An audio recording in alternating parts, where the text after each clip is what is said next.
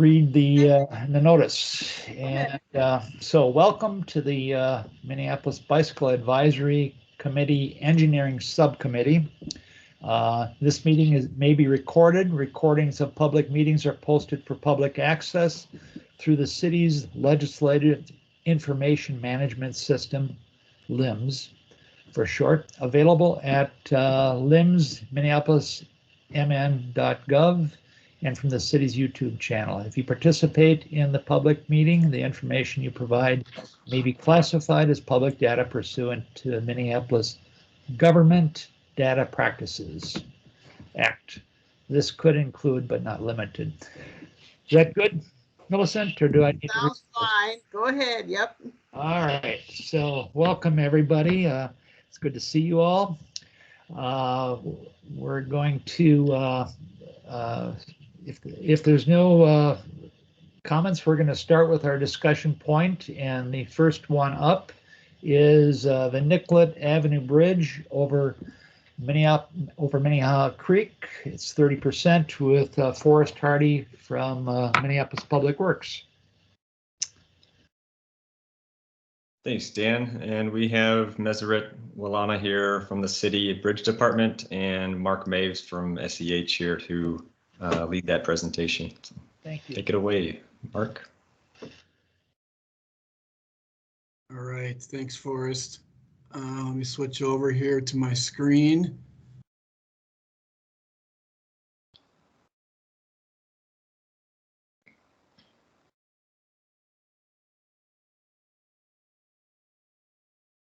Hopefully it'll work. It didn't work too good at the pack, but can everybody see it?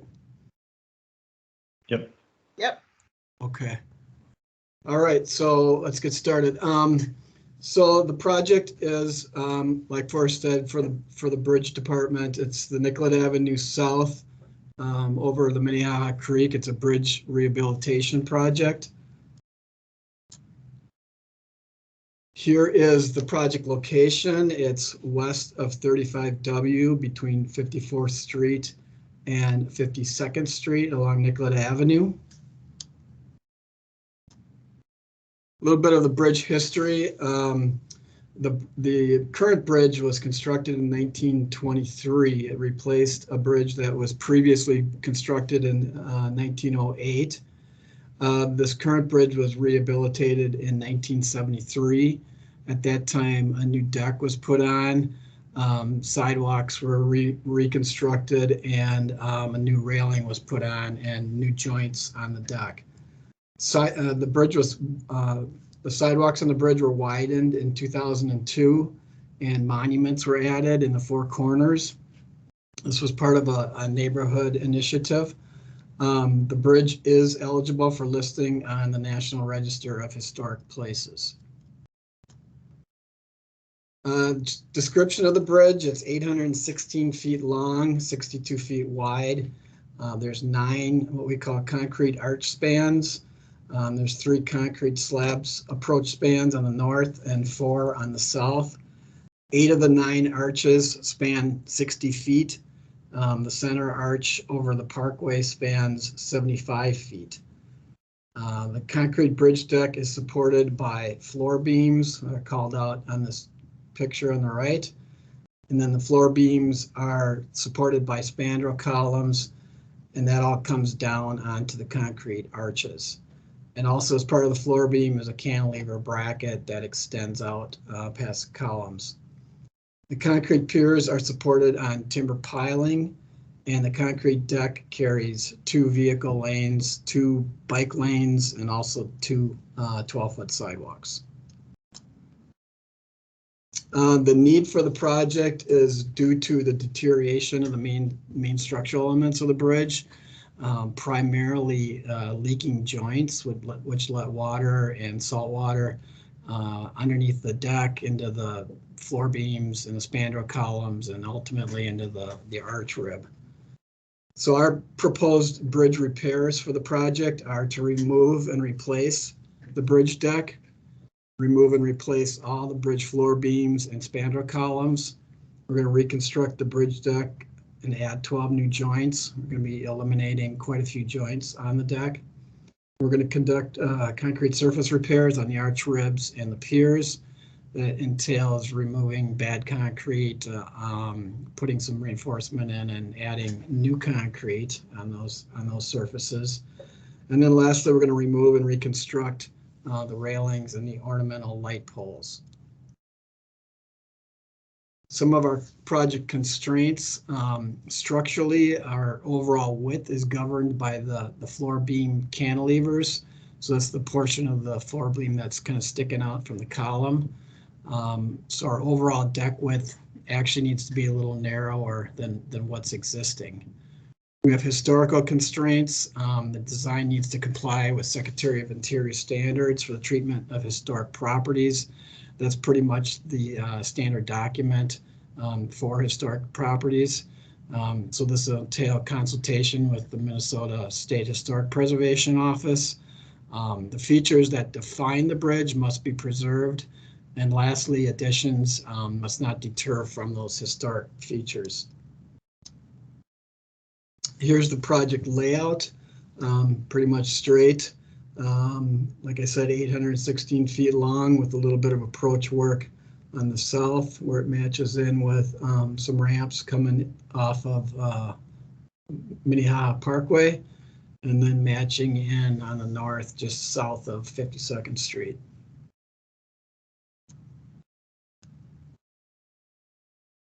Here is the existing bridge cross section. We have two 11-foot lanes, two 7-foot bike lanes, and then two 12-foot raised sidewalks with a barrier at the edge of the deck. So 36-foot roadway width, 62 feet, 4 inches overall. Our proposed bridge cross section will have 11-foot through lanes, 2-foot shoulders. We're going to have a raised median, which we call a bike buffer. That's 2 foot, and that'll separate vehicular lanes from the 6-foot bike lane. And then we'll have on the outside 8-foot sidewalks, and then a 1-foot 2-inch concrete crash tested railing. Overall roadway width will be 26 feet, and the overall deck width we anticipate to be just a little bit over 60 feet. At the south end, this shows how we're going to match in with existing. So we have the 13-foot lanes and the 6-foot bike lanes and the 8-foot walk coming to the south, matching into the 8-foot walk will match into a 6-foot walk, bike lanes into the 6-foot bike lanes, and then the vehicular lanes as such as well. On the north end, a little bit more going on there. The walk is going to have to transition into a 4.5-foot walk, a 5-foot walk, and then on the east side it'll be 8-foot walk, transitioning into approximately a 6.5, and then a 4-foot walk. Both bike lanes will have to transition go north into what it will be what it is currently 5-foot bike lanes. And then these 11-foot lanes ultimately will transition into 11.5, kind of going up the hill there to the north. The railing on each side of the bridge deck will be similar to what we recently have done on the 10th Avenue Bridge over Mississippi River. It also matches the original Nicollet Avenue railing and the 1923 structure. The existing railing is a steel pipe railing on top of a concrete parapet. It's approximately 4 feet high. Our proposed railing will be 3 foot 6 inches. And that is all I have to show right now, and we certainly can take questions.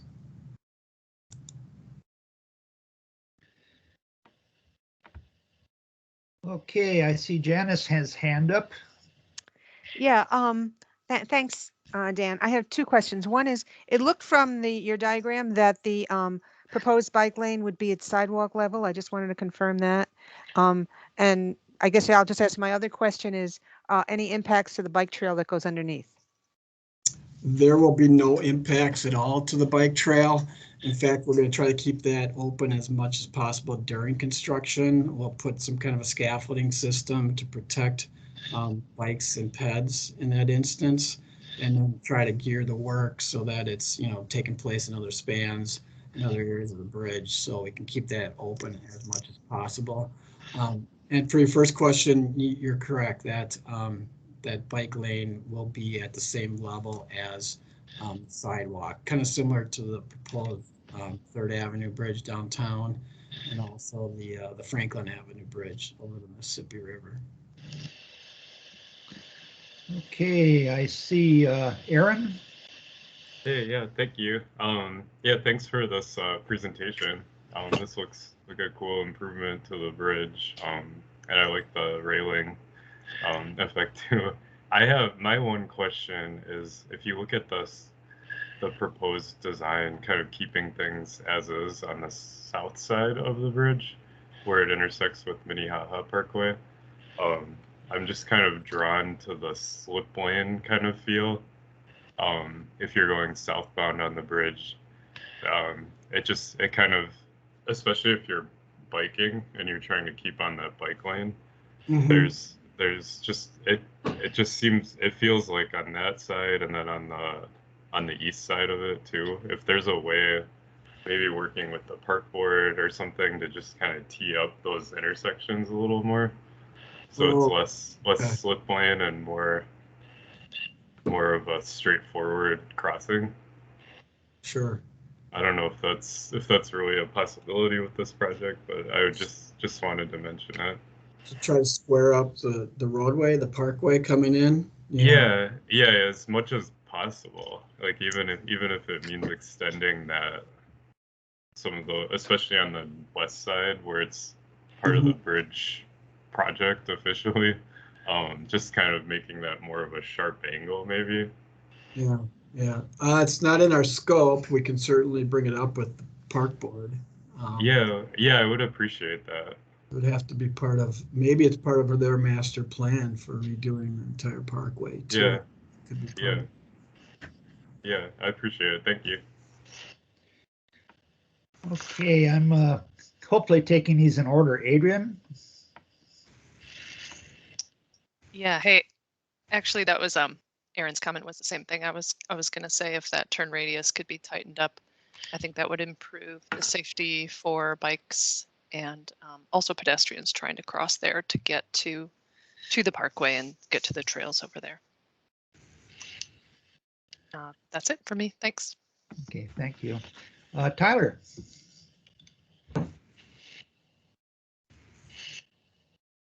Oh, sorry, I was muted. Hey, it's Tyler Pedersen from the Park Board Planning Division. Sam, wondering, Mark, who have you been working with here at the Park Board yet? Have you contacted anybody here over in strategic planning or? We just contacted Madeline. Okay. She's heading up the master plan, right, on the parkway? Yeah, I think she's the champion for the Okay. Minnehaha plan. Yeah. Yeah, we contacted her earlier this week. We're going to have a meeting, kind of an informational meeting with her, I think later this week, perhaps on Friday. Okay, that's good. There's just a few things I would kind of maybe just bullet point for your discussion with her. And I think one of them is that south approach there. In our master plan, we do have it kind of squared up, just a slightly modified intersection. And it's probably outside your scope, but it's something that we should just kind of think about. The other one is lighting underneath the bridge, if there's going to be any addition or improvements to that. And then I think I would ask you, like, how does water drain from the bridge? I mean, this is kind of a atypical bridge where it goes over a decent section of parkland. And I just want to make sure that we're thinking about how water flows off the bridge through scuppers and enters the creek and minimizes erosion and impacts the parkland. Yeah, I think that's one of the discussion points we'll have to have.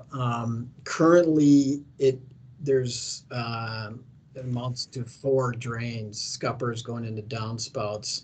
I think it's at Pier 3 and Pier 7 of the bridge. And currently it just exits, out of the downspouts and onto the ground. So I think something needs to be a little bit better than that, even if it's just to put an energy dissipation device or something in there. But we have to be conscious about treating that water and all of that. How it's going to affect your land and then the rest of the environment. So we do know that that's on our list to examine and talk to you guys. All right, great. Thank you. I appreciate it. Sure. Thanks, Tyler. Okay, Matthew Hendricks. Thanks, Dan, and thanks for the presentation. I had a couple questions about the crash barrier. So the bridge I'm most familiar with that has a design kind of like this is the Franklin Avenue Bridge. And for that one, the crash barrier was located between the motor vehicle lanes and the pedestrian and bike space. So I'm wondering if that's an option here, given the structure of the bridge. We did look at that as an option originally, and we went away from it because we don't necessarily need it because our speed limit is so low on the bridge. Here, I'll show you what we did on 10th Avenue. So we're looking at something similar to this, where we'll have kind of like a separated barrier. I think we got away from the crash barrier so we could have this instead. It's a little lower profile. It's not as intrusive. It's not going to carry as much load on the bridge as a crash barrier would do.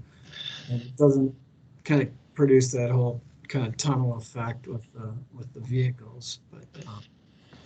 But we've had pretty good feedback on this bike buffer, and that's the direction we're kind of looking to go.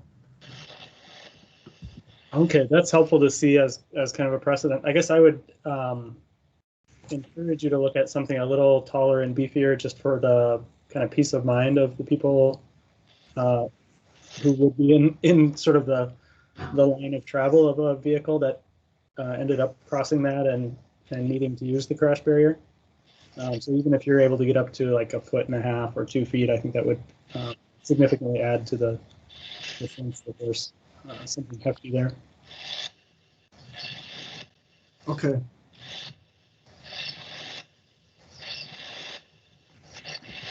Another question?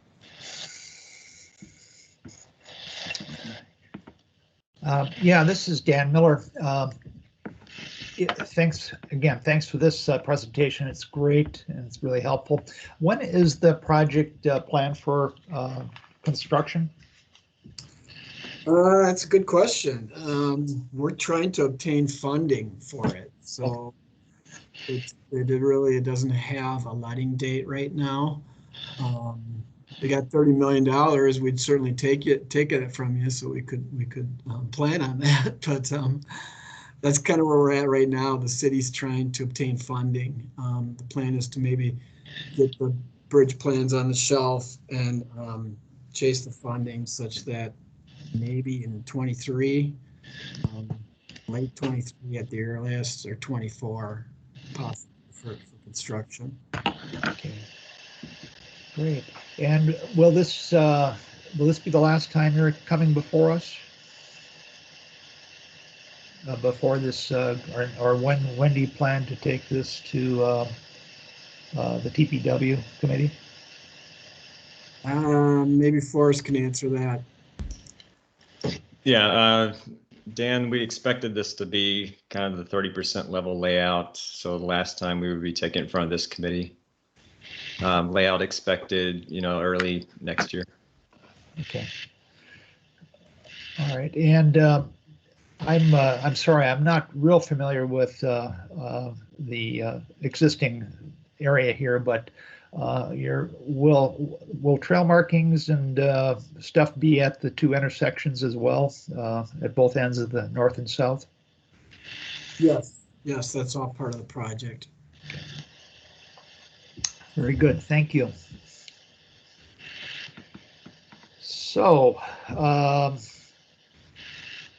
if that's it for that, is there any requests from the project team from us? I don't have any. Forrest, are there any? Or Meseret? If there's a need for a resolution in support of the project, we'd request that this time. All right.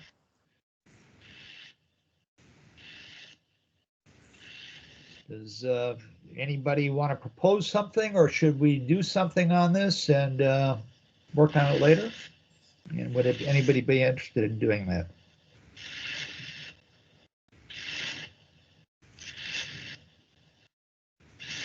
And if not, I will take a look at this and try to insert the notes that we've had and get something out to the people that are here before the next meeting, so we have some kind of basis if that's something that the committee would like to do.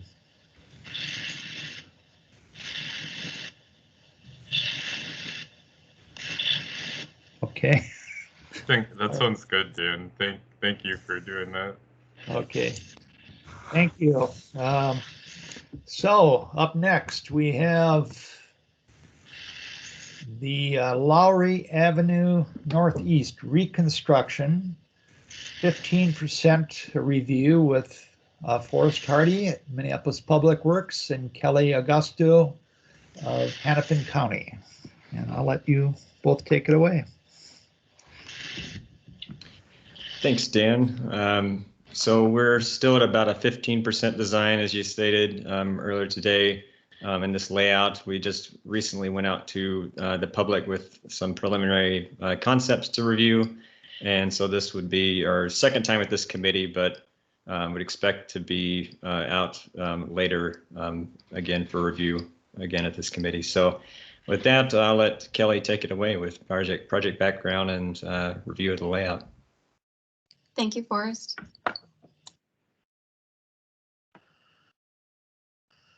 Can I get a confirmation that you can see my screen? Yes. Okay, Yes. Thank you, Dan. Thank you.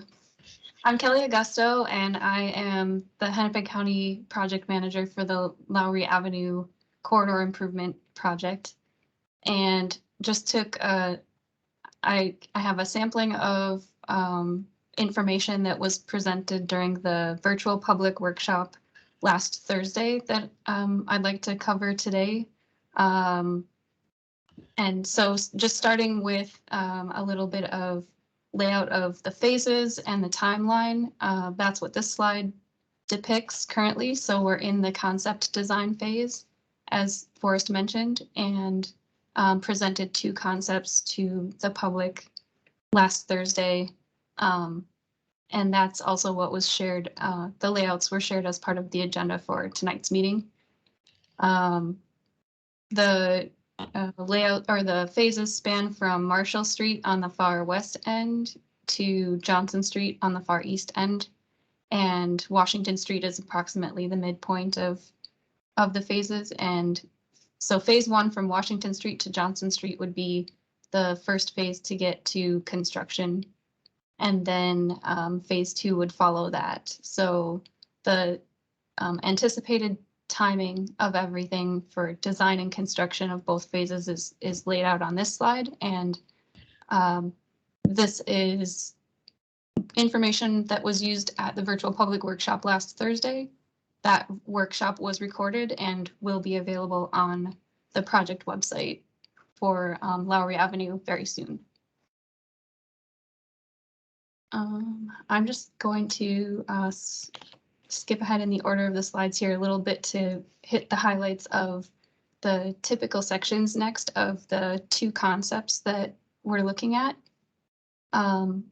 Within phase one, from Central Avenue to Johnson Street, we've narrowed it to essentially one concept in this area. West of Central Avenue, we're looking at two concepts. So this slide talks about the typical section we're looking at from Central Avenue to Johnson Street, it would be a 2-lane vehicular roadway with boulevards, a sidewalk on the north side of Lowry Avenue, and a shared use path on the south side of Lowry Avenue.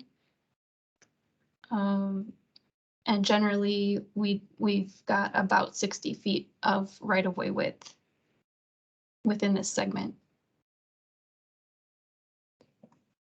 Then west of Central Avenue, all the way to Marshall Street, there's a couple of concepts we're looking at here. One is similar to the one we just saw for east of Central Avenue with a shared use path on the south side of Lowry Avenue. But generally there would be 3 lanes for vehicles, 1 in each direction, and then a shared center turn lane. Also, something that we'll look at when we get to the plan views there are also medians proposed in certain locations. And then one concept, so the shared use path typical section is on the top typical here, and the bottom typical section is more along the lines of the recommendation that came out of the study in 2015, where it recommended wider boulevards and sidewalks on both sides of the roadway rather than bike facilities. And these concepts would be from Marshall Street to Central Avenue. Then let's look at the plan view, starting on the east end, since that's in phase 1, and working our way west from Buchanan Street to Johnson Street. This would be the area of phase 1 where we'd essentially be looking at one option with a shared use path on the south side of Lowry Avenue that would also connect into the newly constructed shared use path on Johnson Street with the city's project on the east end of the limits here. A lane of traffic for vehicles in each direction, boulevards, and then a sidewalk on the north side of Lowry Avenue. And something else that we're depicting in this plan view with the yellow shading going across the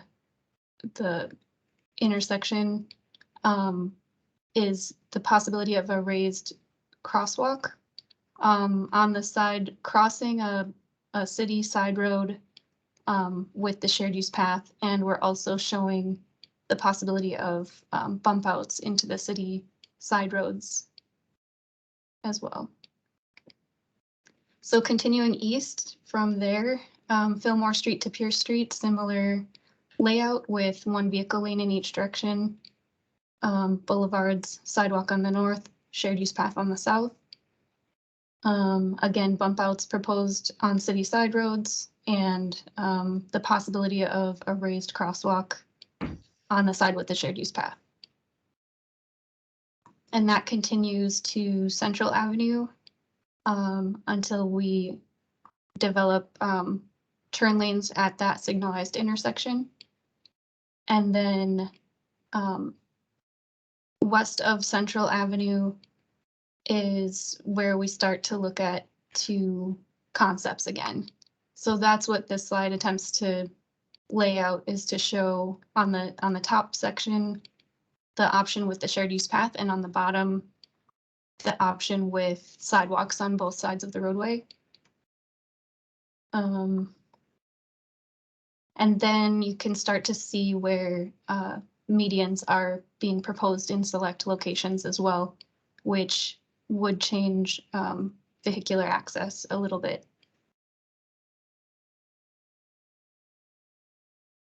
Continuing west, now we're at Howard Street to Quincy Street, and showing again both the shared use path option on the top section view and the sidewalk option on the bottom. This shows the intersection with Monroe Street as well. And these also show the locations of existing Metro Transit stops. But the details, that level of detail isn't shown on these layouts in terms of what those platform areas would look like or how they would be configured exactly. But we are showing the symbols of generally where existing stops are.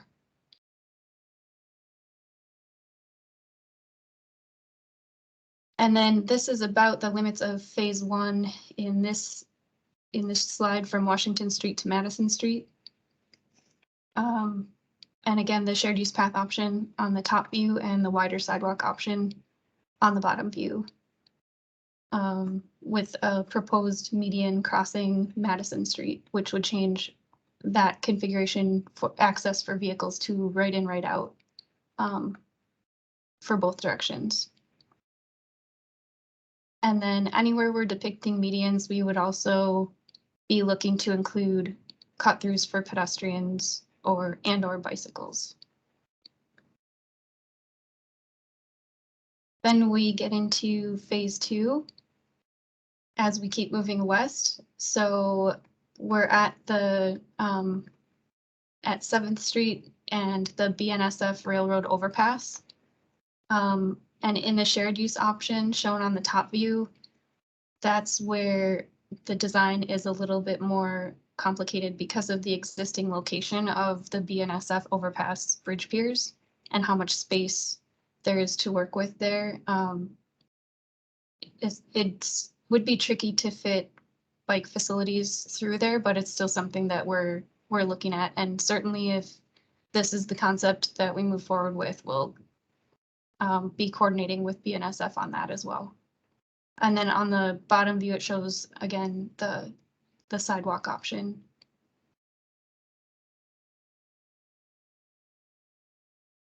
This is another area where we're still looking at the details, but this shows our concept for 3rd Street to 4th Street with University Avenue in the middle.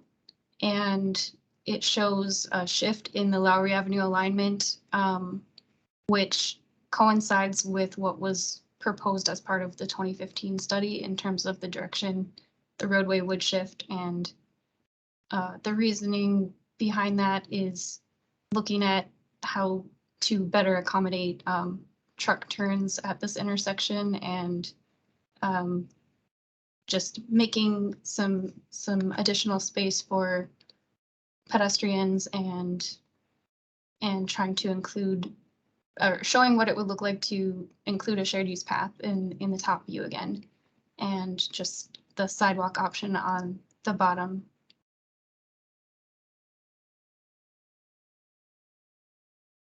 Then we have 1st Street to 2nd Street with both options again. And again, this is just scrolling through the same concept layouts that were made available as part of the agenda for tonight. And then on the far west end of the project, this is the end of phase 2, Marshall Street to California Street.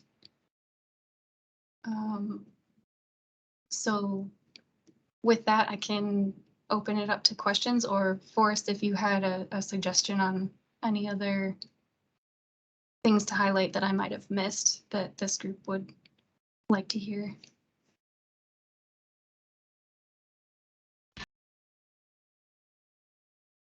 I think we can open it up to questions.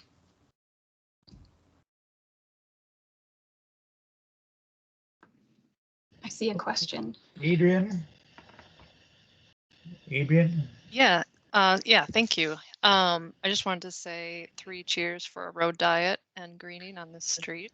It's very overdue and it's exciting to see. I just had a couple questions about some details. Can you tell me a little bit more about the greening and stormwater elements on the street? Are street trees part of that? We're definitely trying to balance all of these things in the project in the right of way that we have and provide space for green infrastructure, also just to meet the city stormwater ordinance and our own MS4 requirements. So those details haven't been worked out exactly, but we're looking at how we can provide enough width for trees or plantings of some kind And we've also been working with the Mississippi Watershed Management Organization on potentially looking at pollinator habitat type enhancements that way too. Thank you. And then one other question. Can you talk about the lane width on this stretch of street? It looks like it's 12.5 where there's turn lanes and 14 where there's median. Is that because of truck traffic, or what's the reasoning there? Maybe I'll go back. Oh, sure. Where there's medians, we're showing the width to the face of curb on both sides of the roadway. So that lane itself is planned to be 11 feet, but we're showing a 2-foot gutter pan on one side and a 1-foot gutter pan on the median side of the roadway, adding up to 14, because our maintenance vehicles and snowplows asked us to have that width for their vehicles to get through. Gotcha. Okay, thanks. Okay, Deanna?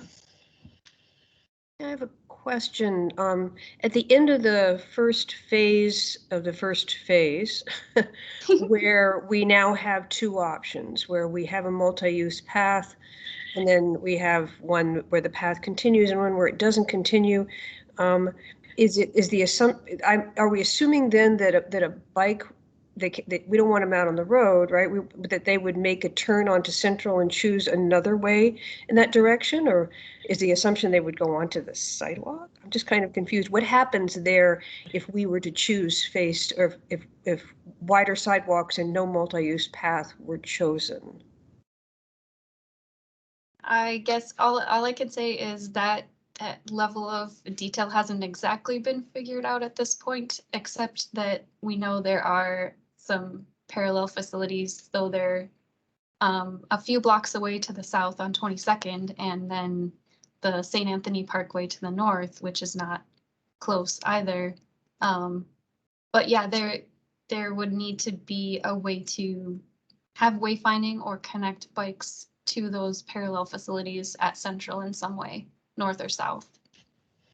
And what in the advantages of going with the second option is that the sidewalks are wider for pedestrians? Is that right? Or the green space is wider. So what are the advantages of that second one versus the first one? You hit on a couple big ones for sure, with just more space for pedestrians, wider boulevards for potential greening, space for snow storage. Also with the sidewalk option, there'd be a little bit more space for transit stop enhancements. And then just a little bit more ease of fitting everything through where the BNSF bridge overpass is. And it would minimize impacts to adjacent properties. Okay, thank you. You're welcome. All right, Jesse. Sure. So my comments are mostly going to be probably related to the intersections of University and Central, since those are trunk highways. Can we kind of zoom to University first? If that, I know Central's on the page, but I think more of my comments are at University. So as you know, the planning and environmental linkages study is currently underway that MnDOT is conducting. That study is for both University and for Central. The kind of purpose and need of those studies are multimodal mobility, so pet and bike mobility and pet and bike safety. Those are kind of primary and secondary needs as well. I think with there's a pretty dramatic shift here on University, which is kind of nice from a traffic calming perspective, but it does seem like it's, at least within these diagrams, there's businesses that may be impacted.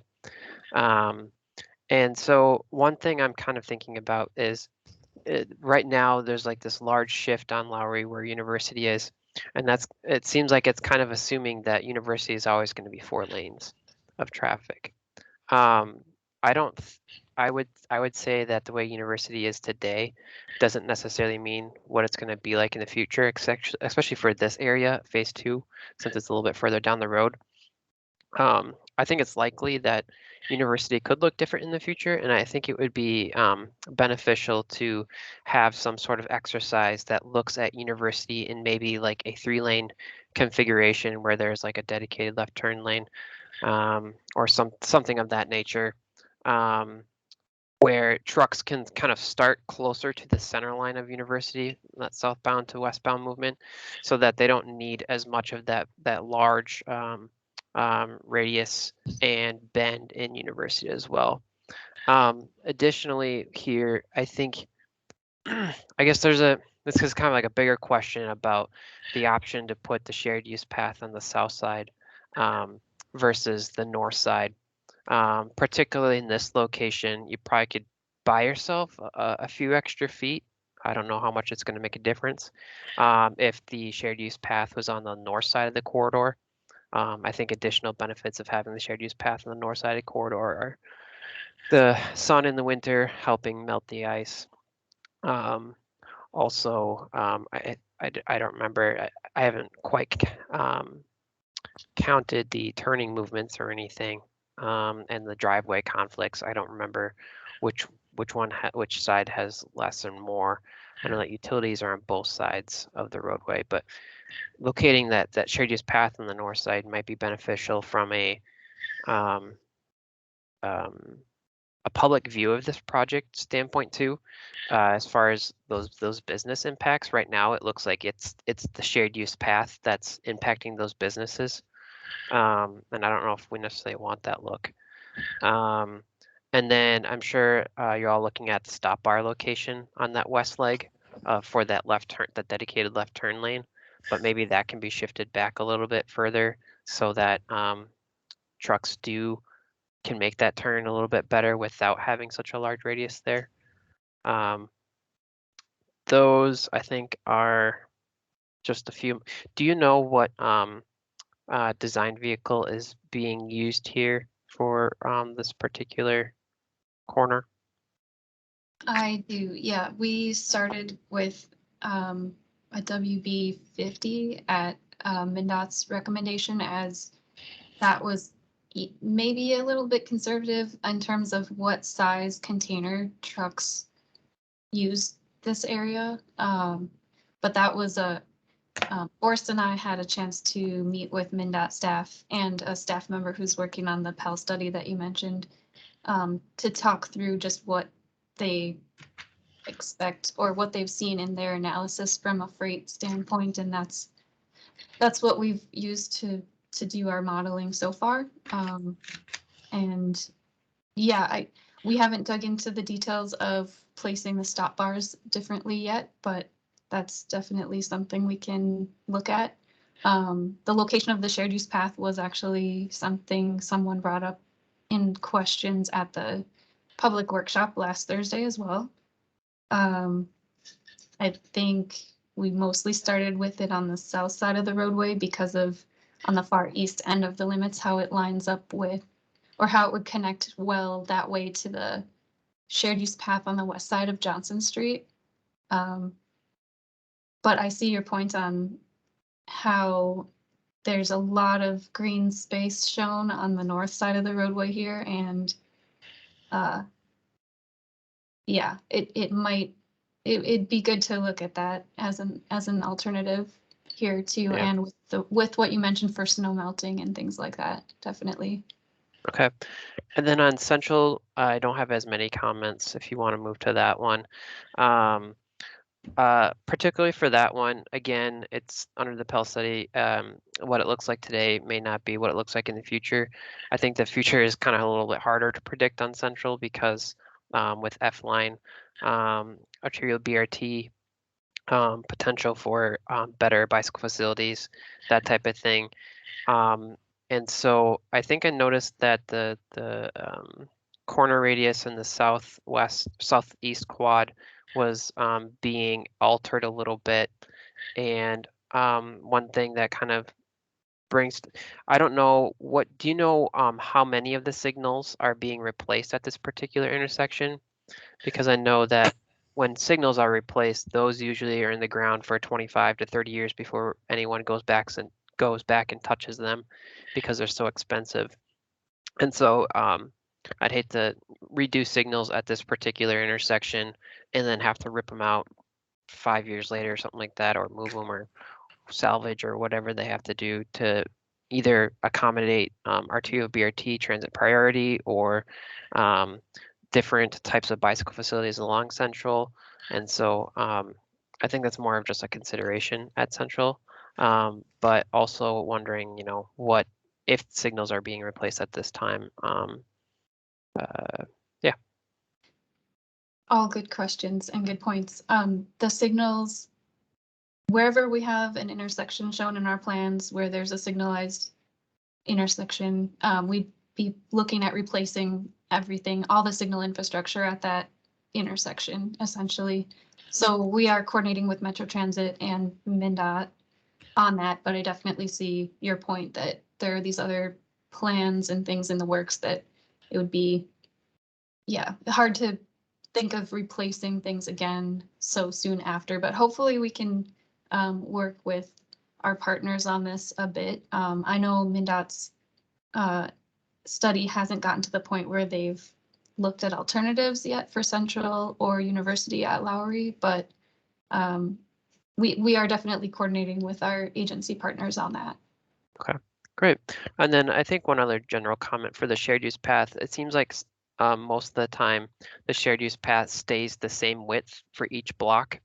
So like a lot of times there's like an 8-foot shared use path, but there's areas where like a 10-foot could fit within that same block. So like if we can, I don't know how the machines work, I guess, but if we can like get 10 foot for as long as we can and then have 8 foot for the constrained points, I think that would be helpful.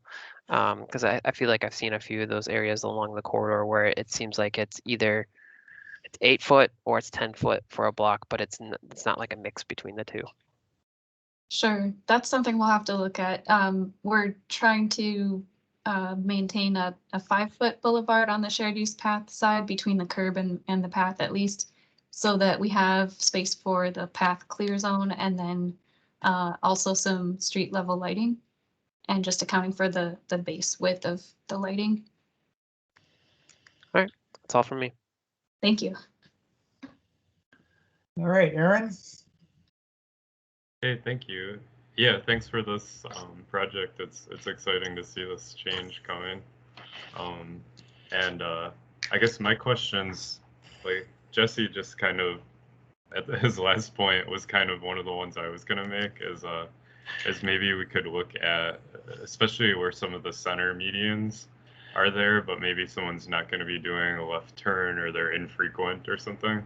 Maybe there's a way to tighten that up and buy a couple more feet for the mixed use path. That was what I was kind of gonna say about that. And then with regard to those major intersections at Central and University,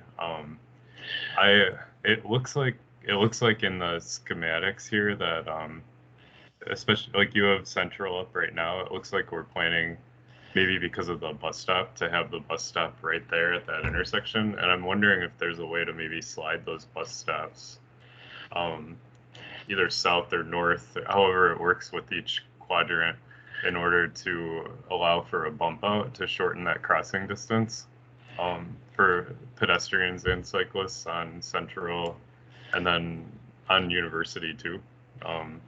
And that's just something that I would appreciate if you all looked at, just because it seems like shortening that crossing distance, and then it would also clear out the vision where there's cars parked or prevent cars from parking there temporarily when a bus isn't there. Sure. Yeah, I see what you're saying. I know in our conversations with MnDOT so far, again, they don't necessarily have concepts or alternatives identified yet, but they also said, there's definitely things we can look at in the interim in trying some things, and at least with striping or something like that, that we could look into perhaps. I know that's not the most ideal option, but yeah, there's definitely things we can look at with MnDOT. Cool. Well, thank you. Thank you. Okay, Tyler?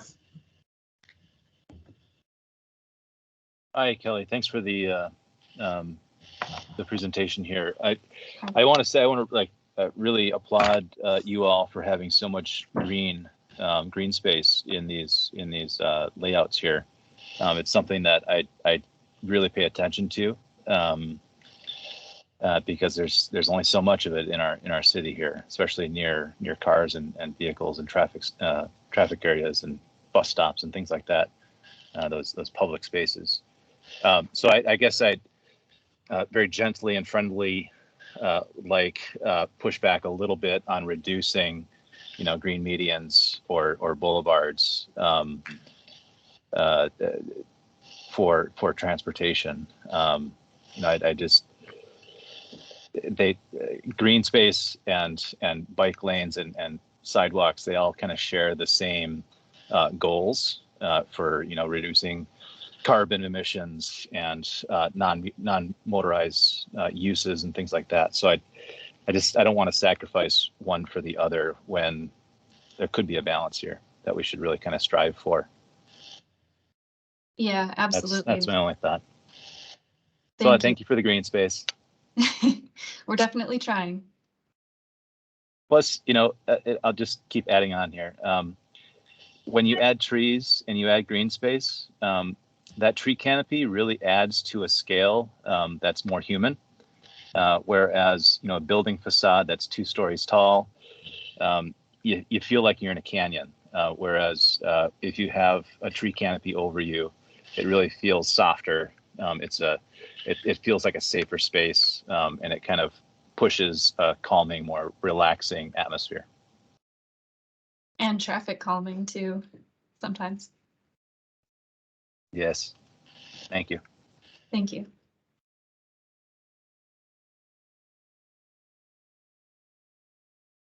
Okay, Matthew Hendricks.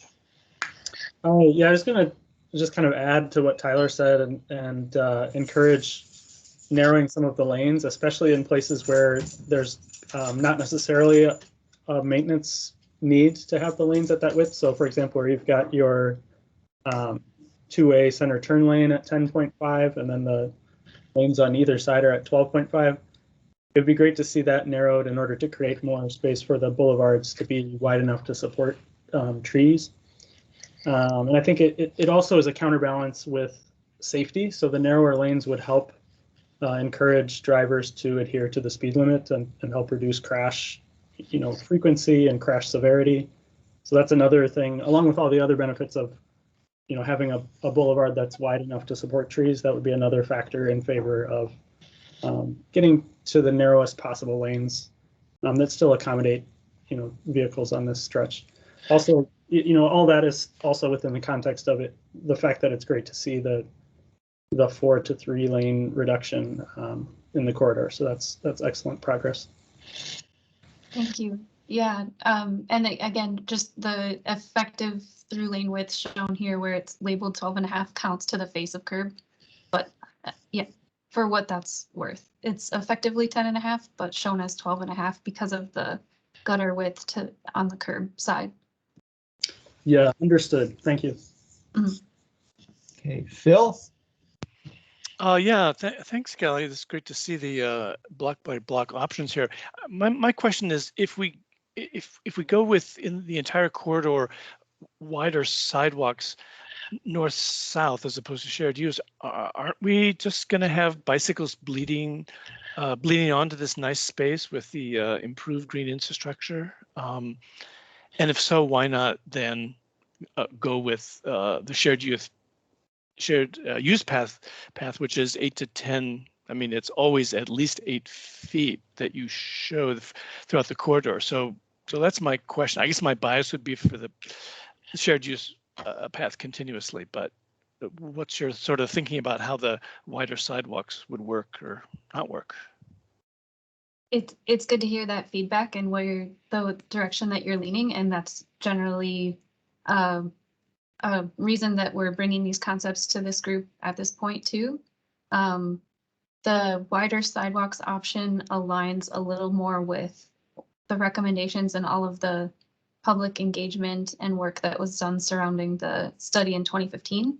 So in just trying to lay that out to compare and show the trade-offs between that and the shared use path option, and also just developing the shared use path option because of changes in policies both at the city and county since 2015, to kind of show how we're taking all of that into account in the options that we're looking at is kind of the thinking and how these were developed. Yeah, it seems like 2015. That seems like an awfully long time ago. I just would worry about a bicyclist seeing this wider sidewalk and saying, "Oh, I'm going to ride on the sidewalk," and it's not as your lower option layout number 2 doesn't. I mean, it's just wider sidewalks for people only. So. Right. That's right. Okay. Yeah, that's definitely a trade-off and a possibility in how people might use it. So it's good to get these opinions now. Joey? Hi, yeah, thanks for presentation, and I guess thanks for confirming that there would be pedestrian and bike cut-throughs across the medians. I love to see the medians. I'd like to see them honestly extended even further, because I know as you were paging through, I think like there's a hole in the medians to allow left turns onto like Howard Street, which is only about a block, 100 feet from the next street over. I think, yeah, from Monroe there. Yes, I'd like to see the median even continue through there, but yeah, I guess I'd just like to request that you make sure to include pedestrian and bike cut-throughs at every block if possible. Thank you for that comment. Yes, that's definitely something we'll look at when we get into more of the details when we're moving one of the concepts forward. And a lot of traffic modeling was done to look at the median configurations themselves. And I think in the case that we're looking at on the screen, Howard Street maybe acts as a little bit of a reliever to the signalized intersection at Monroe Street, and allows a little better operations to leave open right next to Monroe. But we've done a lot of traffic analysis, and this configuration does operate well for vehicles. Adrian? Actually, I think you just answered my question, so never mind. Oh.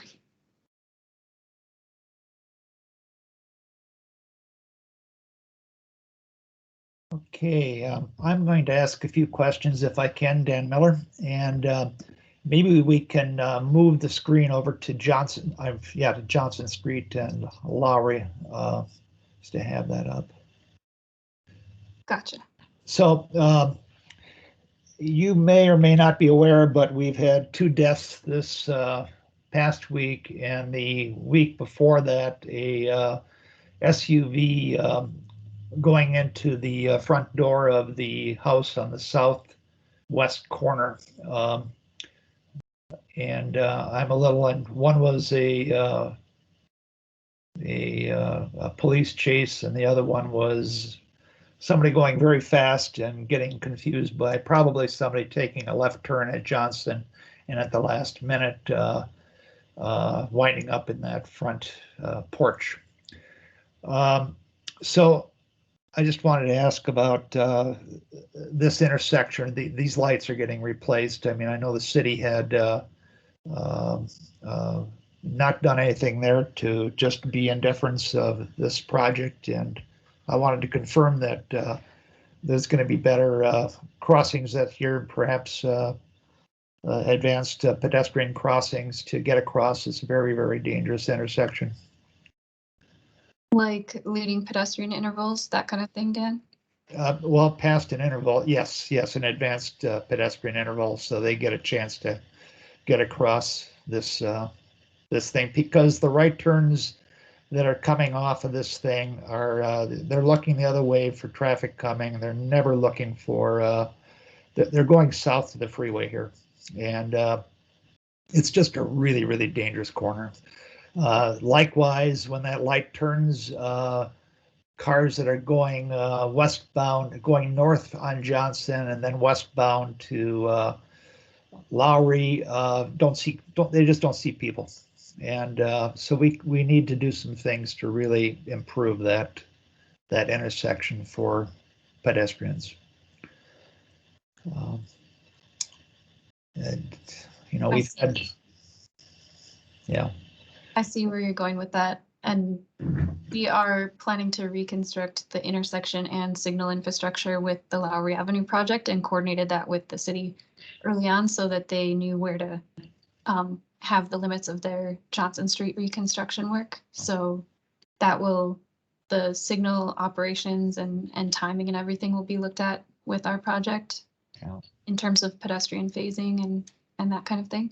You think that, the southwest corner, the trail shrinks on Johnson there to kind of fit into that space. And do you think there will be any, just making that thing a little more friendly? Those are details that probably aren't reflected very accurately on this concept level layout yet that we'll definitely be looking at. Sure, thanks. So the other thing on this section is, as you know, this is a downhill to Central going westbound, or an uphill going the other way. And whether you try or you don't, you pick up speed pretty quickly. And so oftentimes down at Fillmore, which is the bike boulevard crossing, cars are moving. I mean, they are, they're slowing to a little bit to get past the median there, but man, are they coming down that hill at a rapid pace. So I think this whole project, if I just refer to Johnson Street and the improvements that have been done there, and the streets are, I think, a foot narrower than what you have.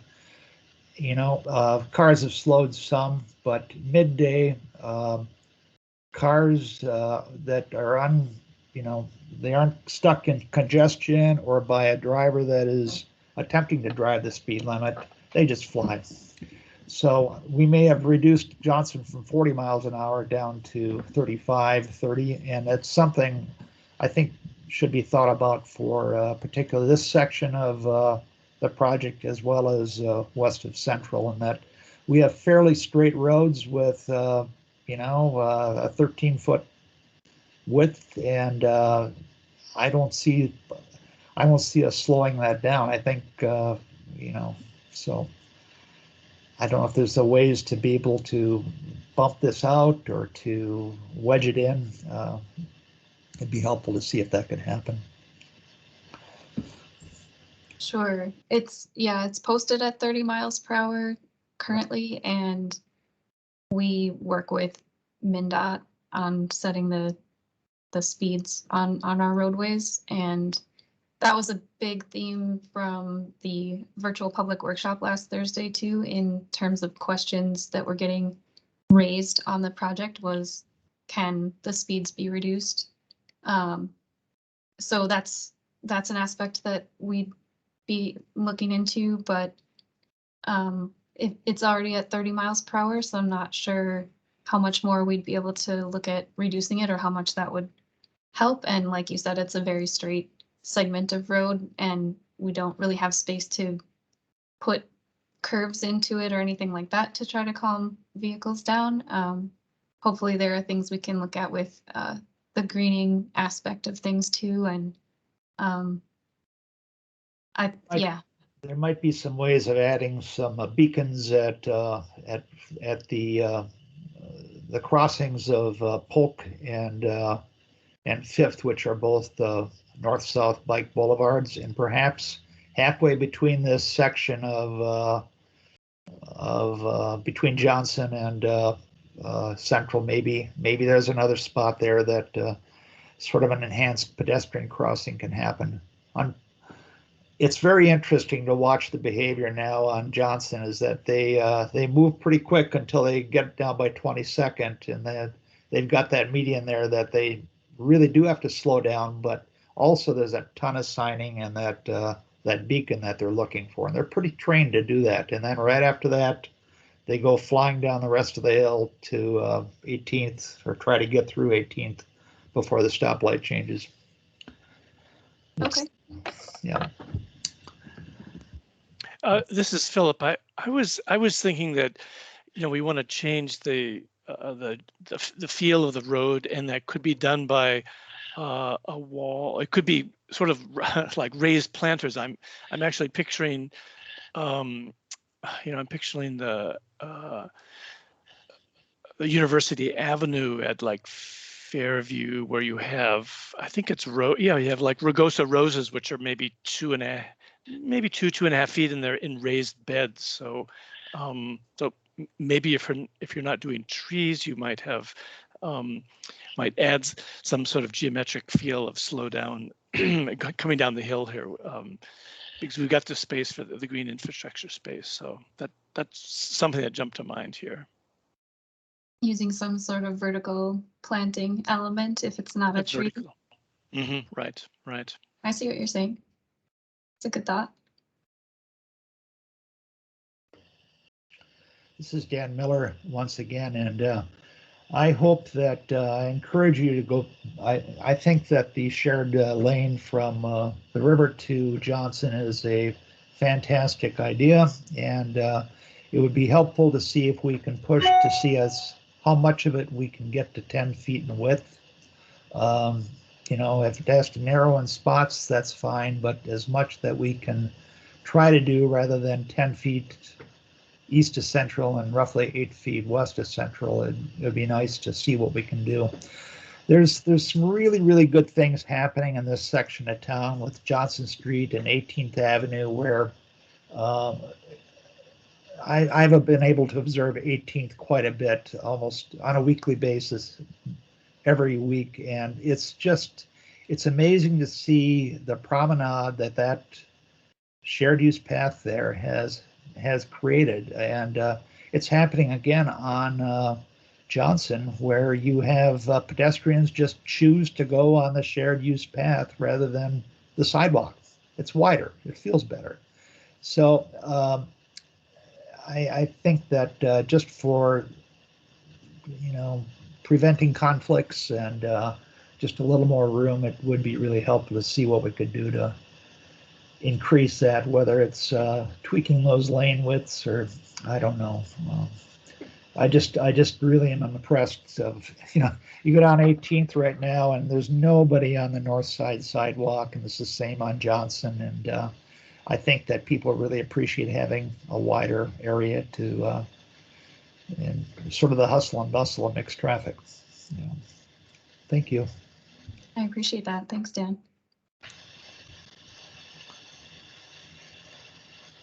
Okay, I just wanted to point out that Kelly, can you share a little bit about the comment map? And we also have some drawings that were in our agenda that are a little more detailed.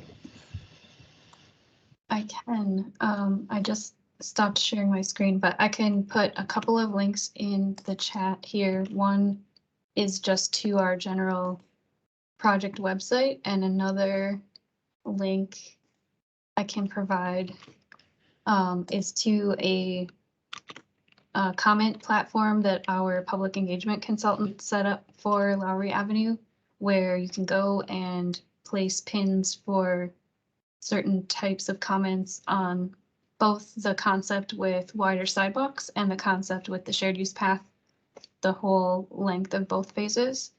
And you can kind of zoom in and take a closer look at things that way. So I invite anyone to populate comments they have on either concept there.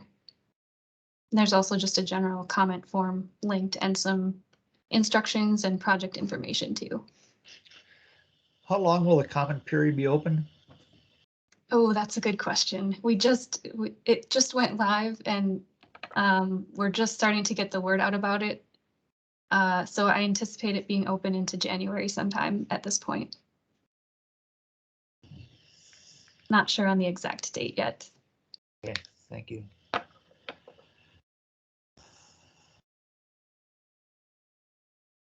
Very good. Is there anything that you would ask of us, Kelly, at this time?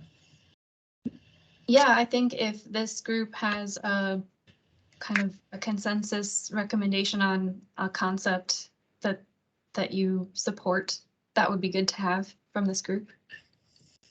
Okay, very good.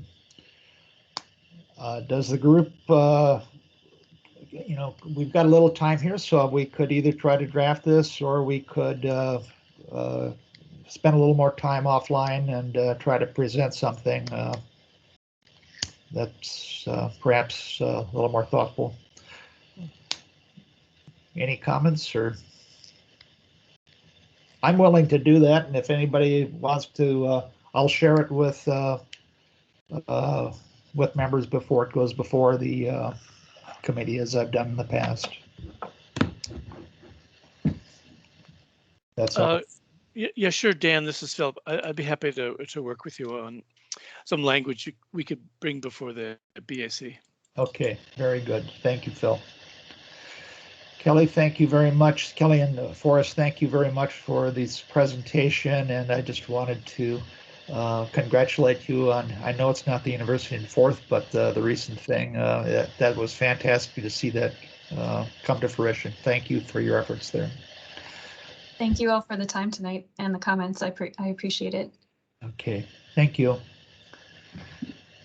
All right, we have one more project with us, and this is the 37th Avenue Northeast Reconstruction, 30%. And it's with Forrest Hardy of Minneapolis Public Works. Thanks, Dan.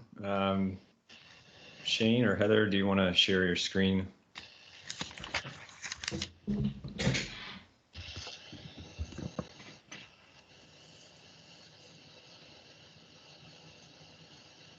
So this is an update on the 37th Avenue reconstruction project. We were last here in the spring of this past year, or earlier this year, with a layout that we had been out to the community to provide some input on. We know there's some differing opinions on the trail alignment, whether it be on the Columbia Heights side or the Minneapolis side. And so we wanted to come back to this committee with an updated layout that we recently and earlier this fall presented at the PAC.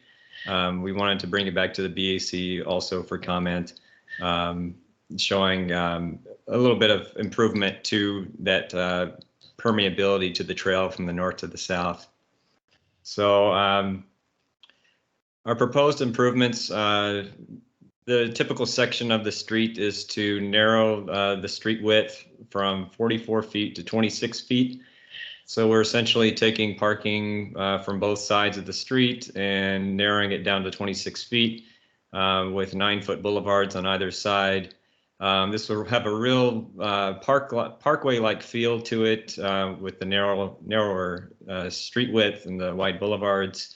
It'll also have a trail on the north side, which fills a gap between Central Avenue and Stinson Boulevard. The wider boulevards also provide space for green infrastructure, stormwater infiltration that will meet the new Minneapolis requirements, that code.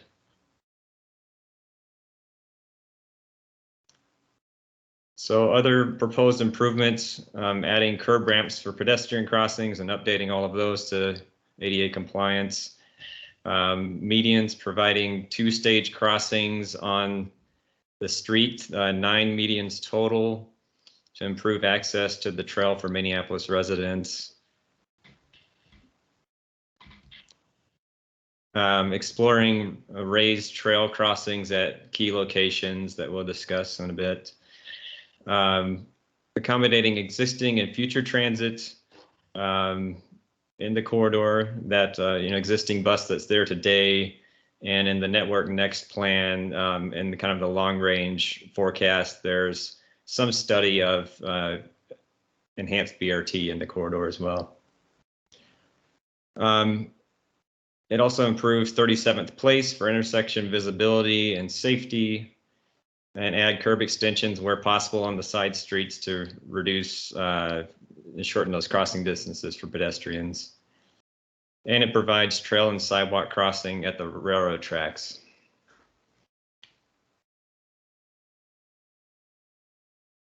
And now we'll take a little bit of time to go over the concept design. Thanks, Forrest.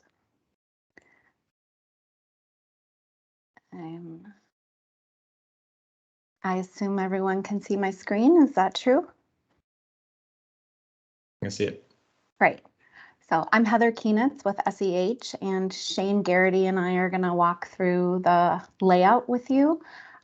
This, I think, was also provided in advance. I'm just going to start zooming in on this top left quadrant here so that you can see it better.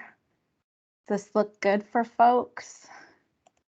Maybe one more. How's that? That work for people, hopefully? Looks good. Yeah, that Great. looks good. Great. Okay, thanks. So starting here on the west end at Central Avenue, we've been in discussions about the intersection geometry with the City of Columbia Heights. As you know, this corridor is the border between Minneapolis and Columbia Heights, so we're working with our project partners on all of the design work on the corridor. And right now, the intersection geometry here has been a point of discussion between the cities, so that is still to be finalized and determined.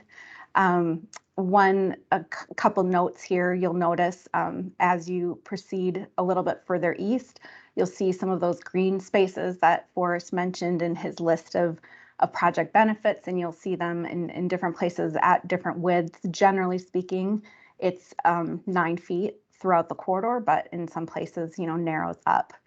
So this lane arrangement, I think you might have seen previously, but it is still being discussed right now. So I'm going to proceed a little bit to the east and move in the area of Polk Street. So as Forrest mentioned, a number of medians were added since you last saw the concept. These provide more crossing opportunities for people between the trail and sidewalk. And they also provide that really nice 2-stage crossing to cross one lane of traffic in one direction at a time. At this location, it also provides a connection between 2 low-stress bikeways, the Polk Bikeway, which will also connect to the Grand Rounds, and then this trail along 37th. And then you can see the potential median crossings and the curb cuts on both sides and connections to the trail in through here where I'm kind of circling my cursor here. Heading a little bit further to the east, we're working our way toward the Fillmore Street area.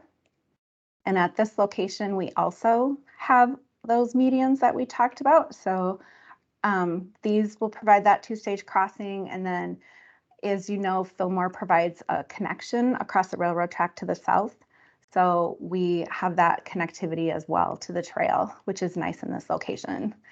And then at these different intersections, you'll notice that we also have T intersection, or this T intersection at Taylor, where we have we don't currently have anything marked or crossing the 37th corridor, but we are in discussions right now with MnDOT about potentially putting ped ramps to cross the street at these T intersections as well. So those intermediate T intersections, we're also talking about at least putting one at each location.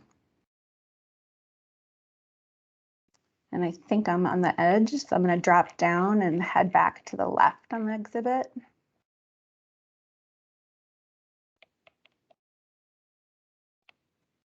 So as you proceed, we continue with our lane arrangement. We have those 11-foot travel lanes, and then you have the 2-foot of reaction or gutter along through here. And we get past the Pierce Place intersection and then head toward the Buchanan Street intersection. And at this location, we've added this median in the crossings on both sides as well for 2 medians. One thing that will probably get modified slightly is the length of the median here. As you can see, this driveway is probably needs some access at those locations. So we're gonna, in final design, and have to work through what that length needs to be and how that driveway configuration needs to be, because it serves these 2 properties at this location. So we might have to adjust this median in this location. That'll be a final design detail. And in here, you can still see that 9-foot boulevard and 9-foot boulevard, which provides a lot of space for green infrastructure. And that can take the shape of trees or tree trenches in some situations, and other types of BMPs, depending upon the location. There are some locations on the corridor, just based on grade, that are better than other locations for green infrastructure, because as we know, water flows downhill. So finding ways to capture that in the best location possible is part of the conversation. And then continuing to head east, we go past Lincoln at this location, and you can see here's one of those locations. We've got another crossing at this location for pedestrians. And then as we approach Johnson, you can see the signalized intersection at Johnson. Now at this location, on the south leg, you can see that the sidewalks were pulled back to provide a little bit of space between the roadway and the sidewalk, having a little additional boulevard in this location. You can also see that as we approach the Johnson intersection in the southwest quadrant, that the boulevard is a bit narrower here. It's not that 9 feet that it is over here. One of the rationale for that was this property owner 3664. You can see their building is very close to the right of way. So they were not interested in having that sidewalk pulled closer to their home. So we maintained it in essentially generally the same place where it is today. And then have a slightly narrower boulevard in that space. And then at this location, we also have the first raised crossing that we're showing at the Johnson intersection. These are still being evaluated because of Johnson is state aid roadway, as are some of the other locations. So we're having conversations about the design of those, because you have to meet certain design specifications on those roadways. So this is one of those raised crossings, but it's still under consideration. Oops, I'm sorry. I think I got too far. Here we go. Yep. So that's the Johnson intersection. And then we get to our match line where I'll change sheets here, but you can see the left turn lanes and then the taper back to the narrower width here at the match line. And then I'll shift to sheet 2.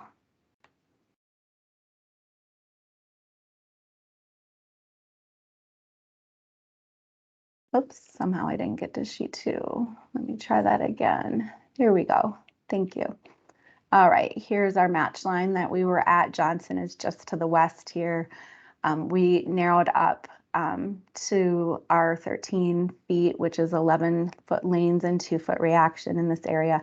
And then we get to our next set of medians at Hayes, providing again the 2-stage crossing. We're able to provide that wider boulevard in this location. Another element at Hayes are the transit stops that we have, where we have transit pads for people to wait at this location off the trail and off the sidewalk. And then that connectivity again through the median here. And then proceeding to the east, narrowing back up after the medians that are facilitating that connection. And we get to Hart Boulevard, which is our next location where we show a raised crossing location with the trail. So here we have a raised crossing. Again, this is being evaluated because of the state aid design standards and making sure that we are in compliance with those, or what the challenge may or may not be. Here it's a stop condition. So We feel pretty comfortable about this with this one based on the speed at this location. Space design standards like that are based on speed and needing to meet speed requirements. So we feel pretty comfortable with this raised crossing at this location. And then you've seen this median in the past. I think we've shown this on every layout. The difference today might be that it's longer. It's extended here to go past this initial driveway of Speedway to really discourage any movement across from the westbound lanes or to the westbound lanes. And then it also provides a hardened center line for transit vehicles stopped in the transit lane so that motorists aren't passing the transit vehicle on the left-hand side. So it's serving two functions at this location. From that perspective. And then of course it also provides us two-stage crossing with refuge in the center for pedestrians. Here's a location where we've narrowed up the cross street at Hollywood Avenue. It's a shorter throat through here and still meets design standards to serve the single unit truck that we use as our design vehicle in this location. So this provides a shorter pedestrian crossing distance as well. And we'll move to the next one. Over on the left. All right. So as we approach the intersection with 37th Place, we can see that we have a center left turn lane in this kind of short stretch in here, and that facilitates turning in and out of the driveways, and then facilitates at the intersection turning onto 37th Place. And then at 37th Place, this is our final location where we show that raised crossing. At this intersection, it's pulled back in the design here. And as we design this location, we will comply with the design guidance in the MnDOT Bikeway Design Manual for striping if this continues in the layout, which we're anticipating at this location. Another piece about this location is that this is where that north side trail that provides that continuity all along the north side then connects to the trail along Stinson Avenue as well here. But in addition to connecting along 37th Place to Stinson, it also will connect directly along the 37th alignment to Stinson too. And I believe everybody here has probably seen this part of the layout before, where we're providing crossing of the railroad track. This bend out provides for a more or a less skewed crossing closer to perpendicular, so that wheeled travelers don't get caught in the tracks, and then provides them also with that more perpendicular look to the right and to the left at track traffic as well. And I think we've shared that this curve is a variance based on 12 miles per hour curve. So that will require some slowing at this location. There'll be treatments at this location for the railroad crossing, and those are still under discussion. I know right now we don't show any pavement markings, but there'll be likely some additional pavement markings at this location as well. And on the other side, we have, the sidewalk, continuing. The sidewalk crosses the railroad tracks on the outside of the gate arms, and we'll cross at this location. And then we'll get to the Stinson Boulevard intersection, where we can connect to the trail, connect at this location. Currently, there is not a connection in this location. I know that Columbia Heights has been discussing potentially creating this. We are connecting to this location for potential future connection, and the sidewalk will connect here, and then we've got this left turn and through right lane arrangement at the intersection, and did traffic analysis to ensure that we weren't having challenges with motorists backing up into the rail tracks, which is problematic. So our analysis showed that we were able to accomplish this without that challenge. I feel like I went through it fairly quickly. So if there are places where people have questions or want me to go back to and discuss more, I'm happy to do that. And I think we have a few more slides too, if we want to just finish out the presentation. Yeah, I think we'll transition back to the slides, and I'll leave my layout on my screen, and then we can go back to it for people to ask questions.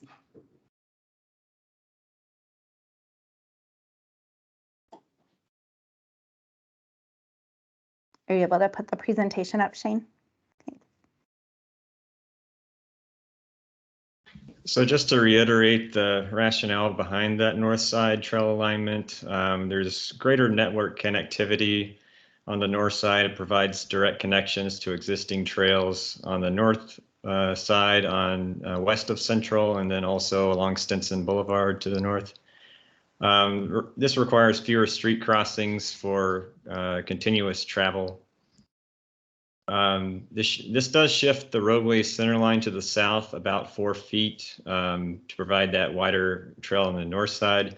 However, shifting the southern curb line north by 5 feet with that parking removal increases the boulevard width on the south side. The north side trail does have some impacts due to existing slopes on the north side, so there will be retaining walls. These are to be owned and maintained by Columbia Heights.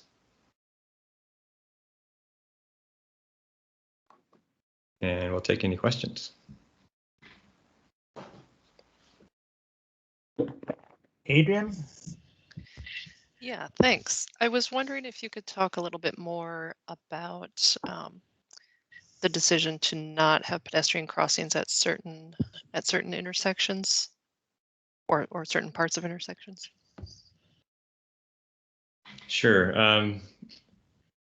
I can just start on that, and maybe Heather, if you want to get any more details, but it was, a lot of back and forth between the project partners. We obviously went to the pedestrian advisory committee, who recommended pedestrian crossings on both sides of all intersections, even T intersections. And I think city Minneapolis would, likely support that if it was a completely city project. Though, there's just some, I think, issues over maintenance. I think Columbia Heights does a lot of the curb ramp, snow removal and things with their own staff, and has a lot more limited staff than Minneapolis has. So those are just some of the trade-offs that we dealt with when coming up with this layout. Yeah, I would just add, that some of those T intersections, some of the comments that we received also from MnDOT are asking about incorporating, say, for instance, here at Northeast Taylor, if you can see where my cursor is, currently there isn't a crossing shown at this location. So adding a crossing on one side of this at minimum is one of the comments that we received from MnDOT. So, looking at what the appropriate side or at those locations would be.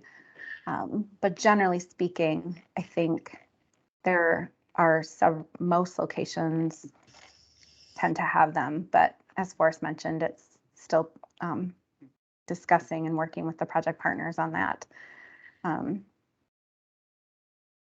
This is one of those situations where there's multiple in one location. So what is the, at Pierce, for instance, this is a little bit more challenging. So if you get it here and if you cross them here, is that within a reasonable distance?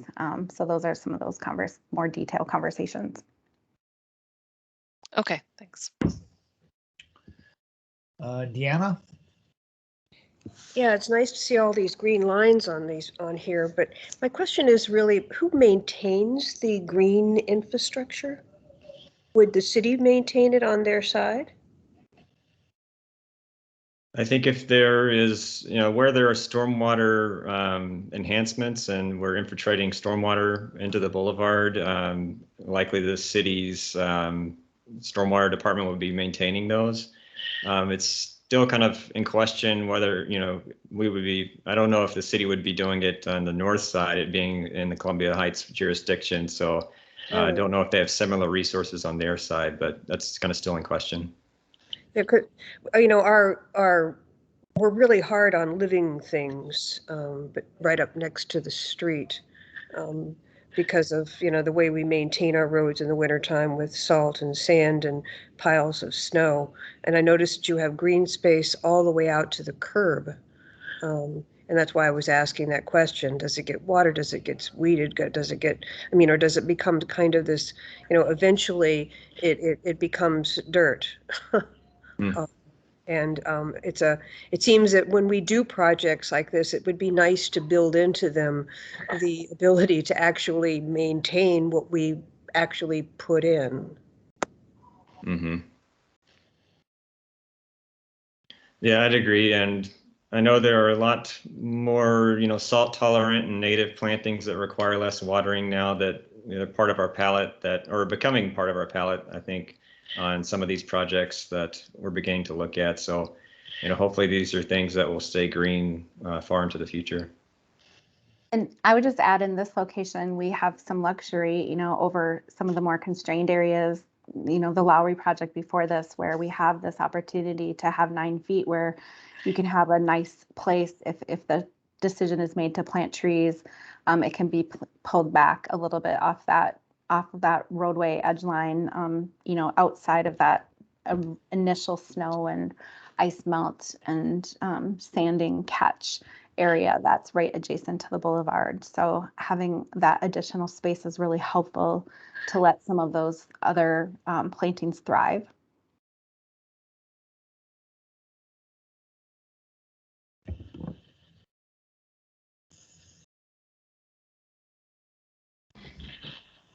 Okay. Hi, I'll take a question, ask a couple questions here. This is Dan Miller, and if we could look at Polk Street, yeah, where's Polk on this? Right, okay. So I really like these medians and to be able to cross and at different sections, kind of in between the marks of Central, Johnson, and Stinson. So there's more opportunities to get to this path on the north side from residents in Minneapolis, which are likely going to be a larger group that would like to use this trail. And Polk is a bike boulevard, so this goes all the way down to downtown, well, to Hennepin, and actually to the Stone Arch Bridge. So you're going to have bikes passing here as well as pedestrians, and I'd like to ask if we've considered pedestrian markings here, some crossings, and as well as some signage that pedestrians would be crossing at this intersection. I know that and I actually, if that is not possible, whether we could put some beacons up on a few of these locations. So Dan, that's a good comment, especially with it being the bike boulevard. It's something that we haven't discussed, but we can certainly take back and, you know, see if, you know, the traffic office and the project partners would be open to that. I think there probably is more usage on Polk than many of the other crossings to be expected. So it would be a good connection. What I like about it is it's somewhat at the other end and maybe halfway in between at some of these. You're just, you know, you're starting to curve this street a little bit, but you still have, what, 14 and 13 foot wide lanes on this, including the gutter. And this traffic moves. They're coming off of a 4-lane on the east side, and it just, they're used to moving on this. So if we're going to really encourage people to cross and utilize this trail, I think having some spaces between this location, again, if you were listening when I was speaking about Johnson Street, the impact that those signs and that beacon does at 22nd would be good to replicate here. Would be good that people just, have it's in their face, and to be able to get across there. My second question is, I don't know, do you have something that you'd like to add there? I'm sorry. No, I was just thanking you for that comment. I think that's helpful. Thank you.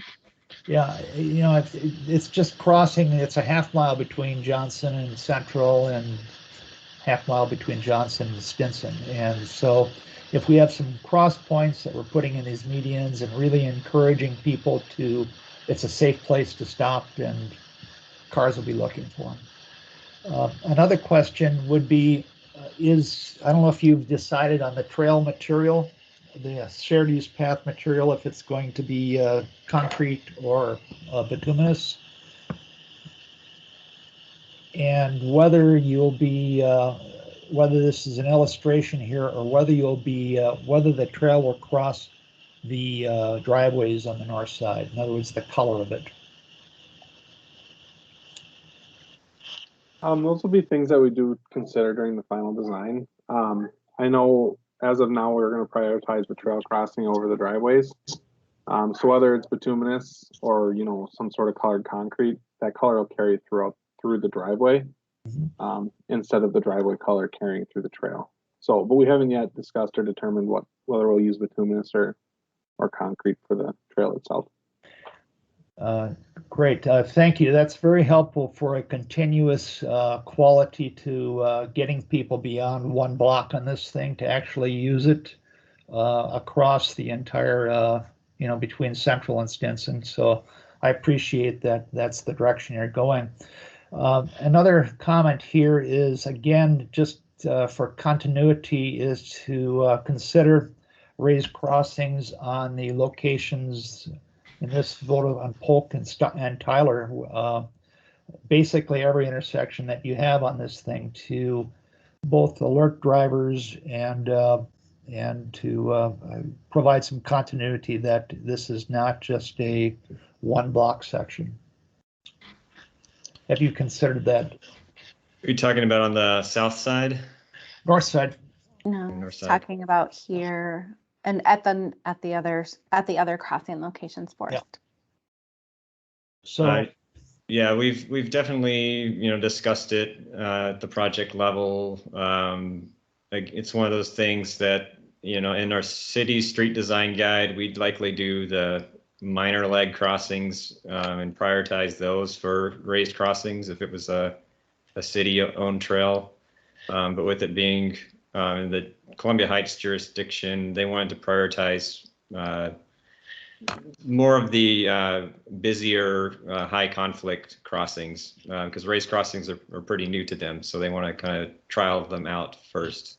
Well, if they can't do a raised crossing, can they just add a pedestrian, a zebra crossing across it? So you've got contact. I think they do that in Columbia Heights at other locations. It's basically just to add continuity and awareness of drivers taking a turn in there. Mm-hmm. Mm-hmm. Yeah, we can add that as a note that that's desired with the city. The full striping details have not been fully decided at this stage here. As you can see, they're not on here. Yeah. We can certainly share that and have that conversation. Yeah. And will there be any marking on the trail? In other words, will this thing be dashed? Will there be dash striping on this trail? I don't think that's been determined yet. City likely wouldn't dash a center line on a shared use trail. I think it's been done different ways in the past, but I don't think Columbia Heights is committed one way or another to dashing the center line. So what's really important here is if you look at the connectors to this thing, both the one on Stinson and Columbia Heights and the one that's east of Central, the one on Stinson has nothing. It acts as a sidewalk. I live in this area, so I travel through here quite a bit.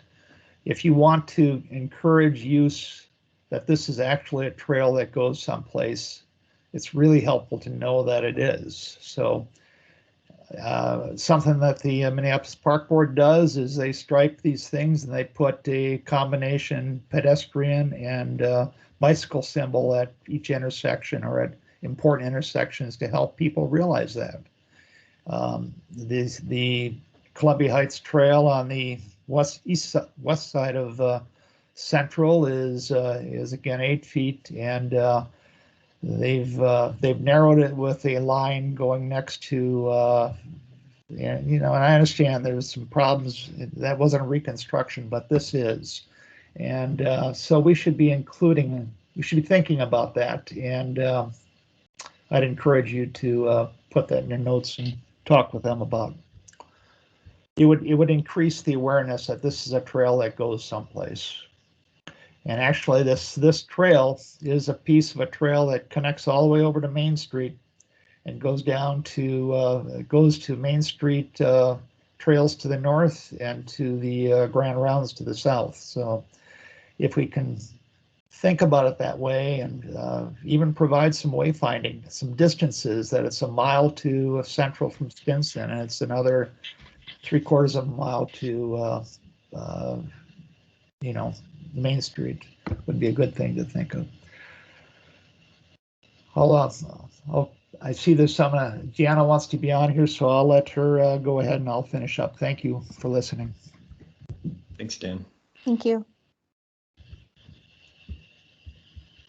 I'm sorry, I just didn't lower my hand from earlier. Oh, okay, all right.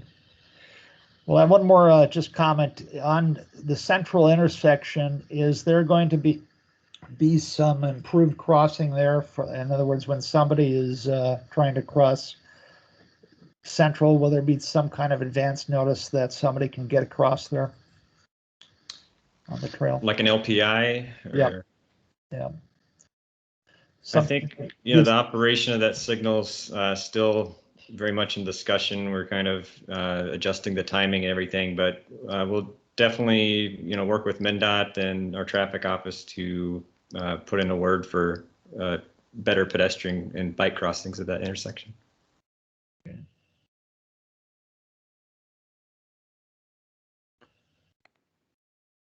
Very good. I see no other questions here or hands up. Is okay,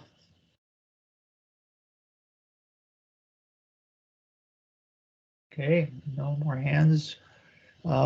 Forrest, do you want something from us?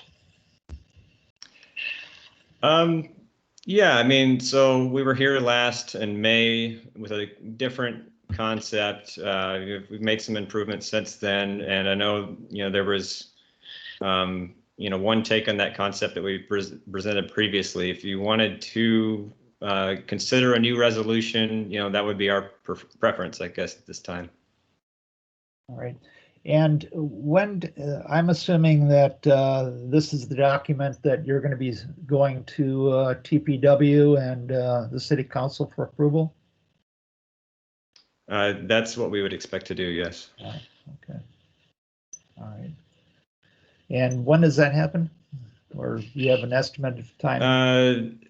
Likely February of next year, but it's still kind of up in the air. Yeah. Okay. So this will be the last time we see it, and I do have some concerns that a lot is still up in the air on this, and it's really I'd like to see more detail on this and some of these recommendations placed on this drawing, so they have an idea of what they're voting on, and it's hard for me to hear that a lot of this is still under discussion. When this was introduced a year ago, coming up on a year, and it'd be nice to see more details for that bikeway that have been added to the street. I'd like to see just the pedestrian and trail thing more fleshed out.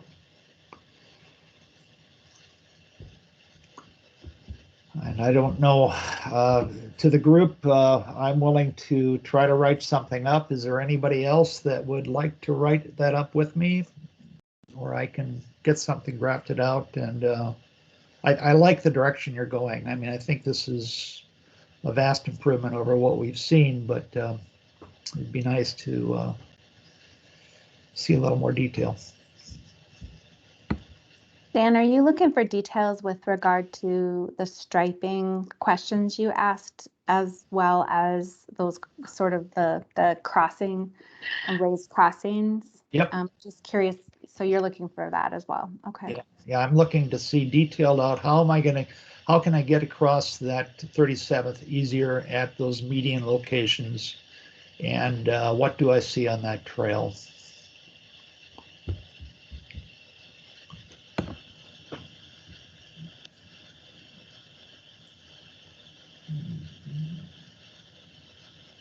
This is Adrian. I can help you with that, Dan.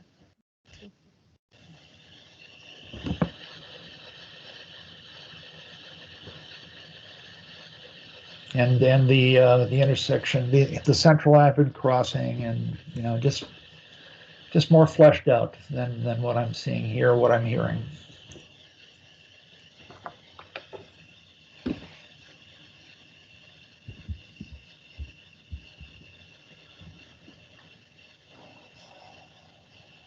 Okay. Thank you very much. This is you did a great presentation, and this looks really, really fabulous. Thank you. Thank you. Thank you. Have a good evening. Okay, good night. All right, folks, I think we've made it through our agenda. Are there any announcements?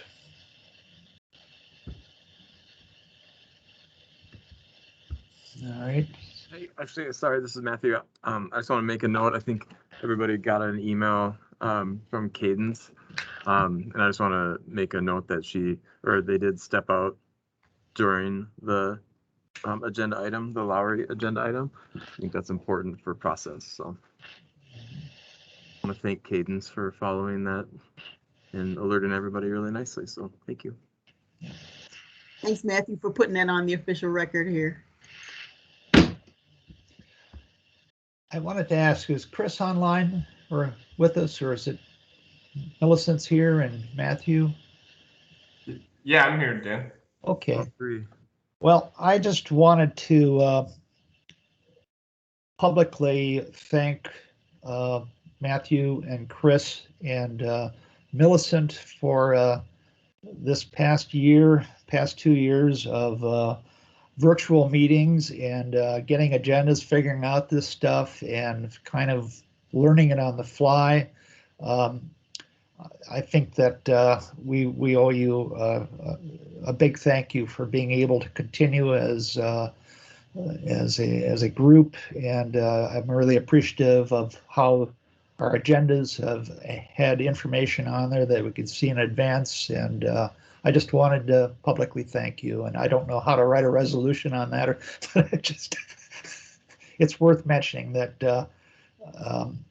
the executive group that sort of sees a little more of this and gets a little advance notice, Matthew and Chris and Millicent have really done an important job these last 2 years to keep us going. Thank you. Well, Thanks, Dan. Thanks, Dan. Yeah. I just want to note I can't take a lot of that, any of that credit. Really, Millicent and Chris crushed that for us. So yeah, I agree.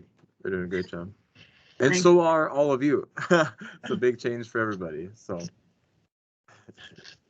yeah. Yeah, I appreciate it too, Dan. Thanks a lot. And it does help to have a good team and good people to work, good members to work with on here. So thanks for everything that you put into this also. Yeah.